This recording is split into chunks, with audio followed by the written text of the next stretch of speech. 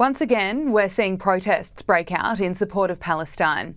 This is what unfolded outside the gates of 10 Downing Street in London as UK Prime Minister Rishi Sunak met with US Vice President Kamala Harris. Protesters came together, some put their hands up in the air, and they chanted in unison, "Blood on your hands." Blood on your hands! Blood on your hands! Blood on your hands!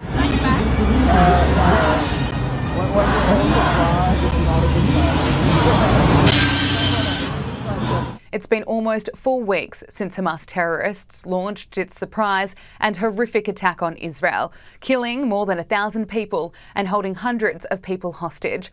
As it stands, Hamas has more than 200 hostages.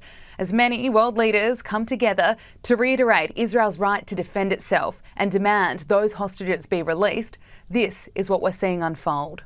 Ceasefire now! Ceasefire now! Ceasefire now! Ceasefire now! Ceasefire now! Ceasefire now! Ceasefire now! Ceasefire now! Ceasefire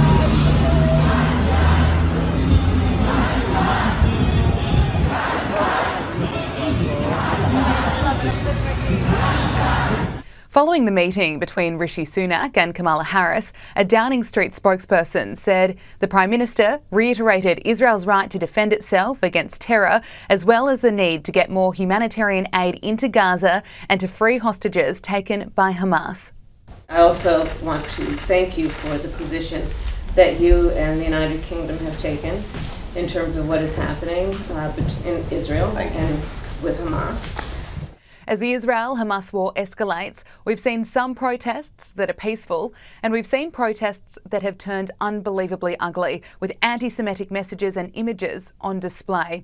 Here in Australia, strong measures are being taken to keep Jewish children safe as global hate speech against Jews rises. Some Jewish students are now studying from home or not wearing their school uniform, and all 19 Jewish religious schools in Australia have hired extra security guards. The Australian government has approved a $6 million grant to offer counselling to students at both Jewish and Islamic schools. It's become a common occurrence across school campuses in some communities around the country. Messages of hate scrawled across walls and online, memorials destroyed. The increasingly tense rhetoric and protests following the war between Israel and the Palestinian group Hamas, raising concerns about a rise in anti-Semitism. A Cornell University student has been arrested on a federal complaint for allegedly calling for the deaths of Jewish people online and threatening to shoot up an on-campus dining hall. 21-year-old engineering student Patrick Dye allegedly threatened to stab and slit the throat of any Jewish males he sees on campus, and to rape and throw off a cliff Jewish females, and to behead Jewish babies. Today, Attorney General Merrick Garland said the Justice Department has no tolerance for violence or threats of violence fueled by anti-Semitism or Islamophobia. This is the latest on the situation in the Middle East. The Israeli military says it's killed another senior Hamas leader in a second airstrike on a refugee camp in Gaza. Israeli soldiers are pushing deeper into the Gaza Strip, where the IDF says 16 soldiers have died. The angel of death walks on both sides of this war, and it's stalking the young. Lavi Lifshitz was 20 years old, killed fighting in Gaza. The toil of conflict and the labour of loss.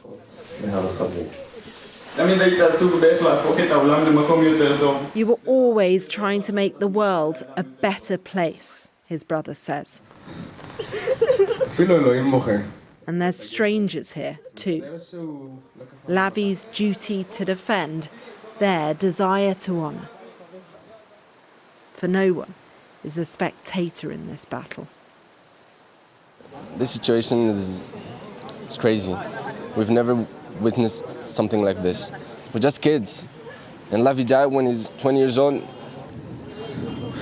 These days are the toughest I've been through. This young man was injured fighting Hamas in the Nahal Oz kibbutz. He's determined to get to the front line.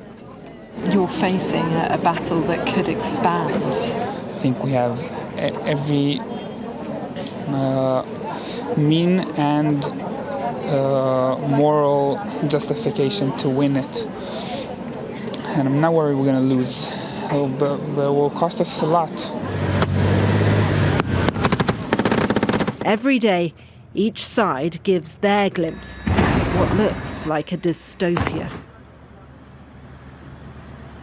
A rush to show the world who might be winning.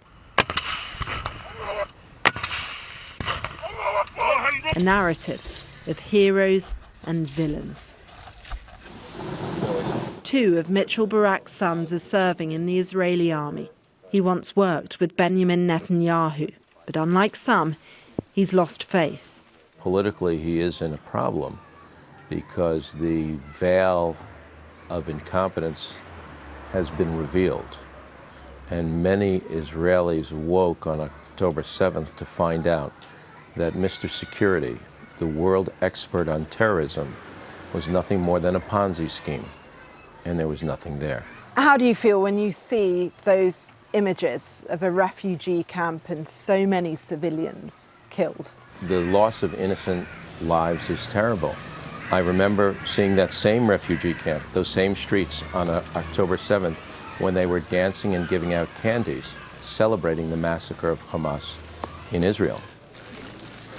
There is a growing sense of righteous anger everywhere, and it may well take many more to the grave.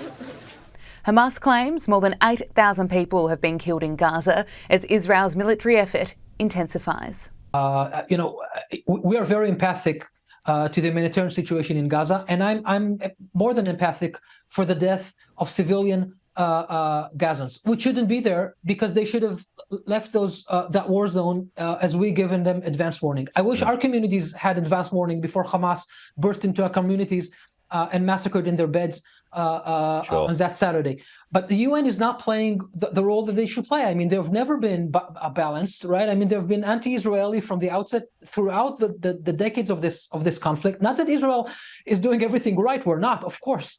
But, in a situation like this, not to condemn Hamas. What aren't you doing right? Just on that point, Eyal. Yeah. I'm sorry? What aren't you doing right? You said you're not doing everything right. What aren't you doing right? No, I'm saying, generally, of course, it's clearly that there are things that, we were looking at that footage now in Jabalia. Am I happy about it? No, I'm not happy about it.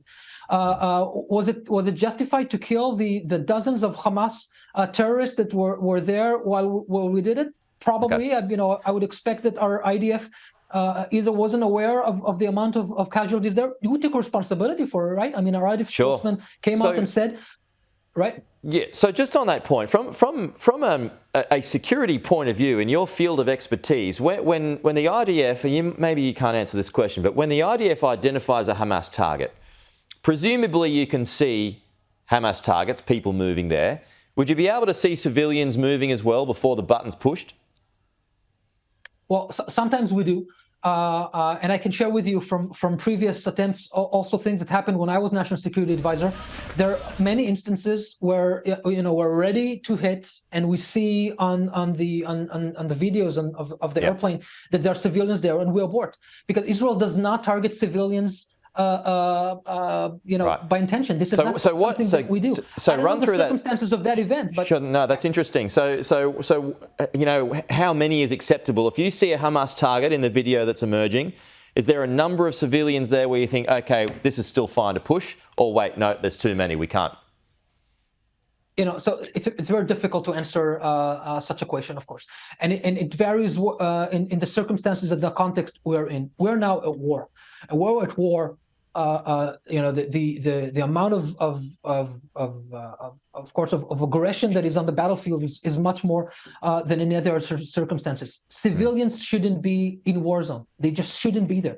This is why we asked them to evacuate that place and created a safe place in southern Gaza where all of the humanitarian aid is brought there so they can be there safely without us attacking there. The IDF has said, and we're not doing it, we're not attacking south of Gaza exactly for that purposes. But Hamas is using its own population as human shields all the time. They keep them in their homes. They don't let them out. I just saw, before I got into this show, footage of hundreds of kids and women Gazans walking towards our forces just to create this immense sense of human shield. This shouldn't happen. Hamas shouldn't do such things. This is war crimes. They're putting their own people in danger. Interesting. Eyal, really appreciate your time.